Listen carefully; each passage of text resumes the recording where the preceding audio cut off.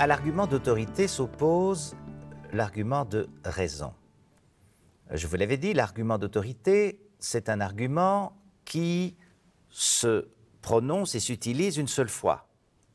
À partir du moment où l'autorité se réfère à un texte sacré, elle dit « c'est moi qui représente quelque chose de supérieur et vous allez me suivre ». Donc c'est en fonction de ce que nous avions appelé le contexte d'énonciation que les individus doivent suivre les orientations proposées ou la vision de la réalité.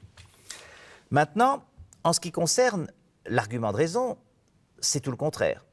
Ça consiste à dire « personne ne représente une autorité supérieure », chacun peut échanger des arguments, c'est-à-dire chacun qui a une thèse sur le monde ou une thèse sur ce que nous devrions faire, eh bien chacun vient avec des arguments, donne des raisons et essaye d'obtenir une adhésion, un consensus dans les différents auditoires. Ça peut être soi-même, quand on réfléchit soi-même à la manière d'orienter sa vie, ça peut être dans le cadre d'un auditoire plus restreint, ça peut être dans le cadre de la vie démocratique, ou même dans le cadre universel, quand nous disons tous « il vaut mieux respecter les droits de l'homme que de ne pas les respecter ».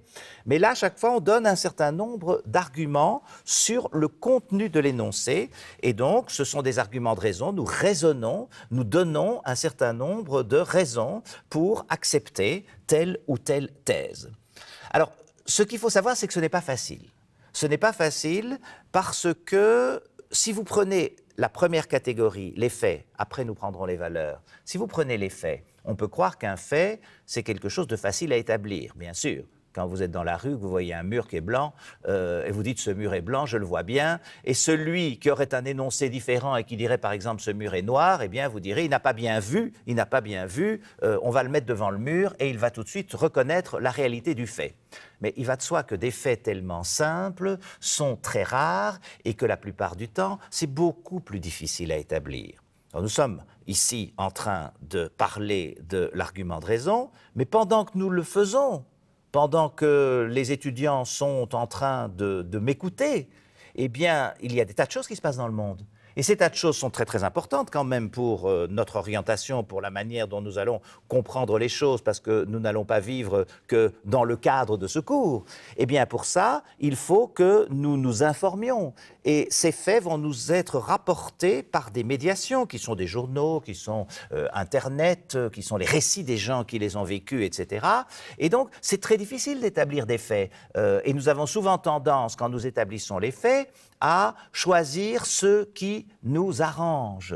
Et de ce point de vue-là, la grande difficulté d'établir les faits, c'est pas simplement que beaucoup de faits ne nous sont pas immédiatement présents et que donc on ne peut pas immédiatement vérifier ce mur est blanc, ce mur est noir. Ils ne sont pas présents parce qu'ils se passent ailleurs ou parce qu'ils se sont passés il y a longtemps et que nous n'y étions pas et que nous n'avons que des traces du passé, ou bien parce que les faits à établir sont extrêmement complexes et que nous n'avons pas les compétences pour essayer de les comprendre.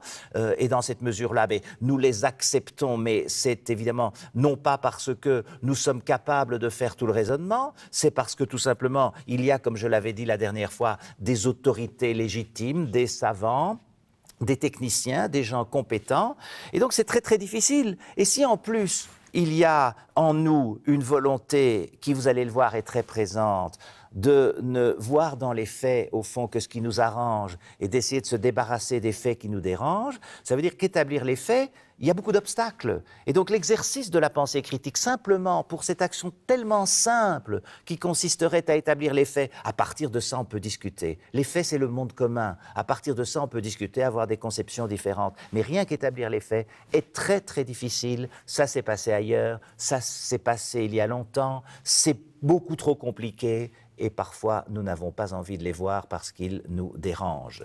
Alors il y a l'autre dimension, c'est la dimension des valeurs.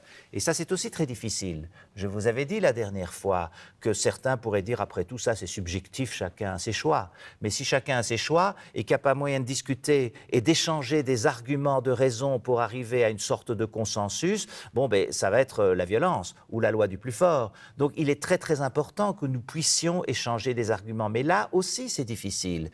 C'est difficile parce que quand vous avez défendu publiquement une conception pendant longtemps et qu'au fond, un un argument, le contenu d'un argument vous montre que cette position n'était pas légitime, eh bien, vous n'avez pas envie de changer, vous n'avez pas envie de vous dédire, et qu'il y a donc tout un travail de modestie, de rigueur, une sorte d'assesse, de discipline dans l'exercice de la pensée critique et dans l'échange des arguments de raison.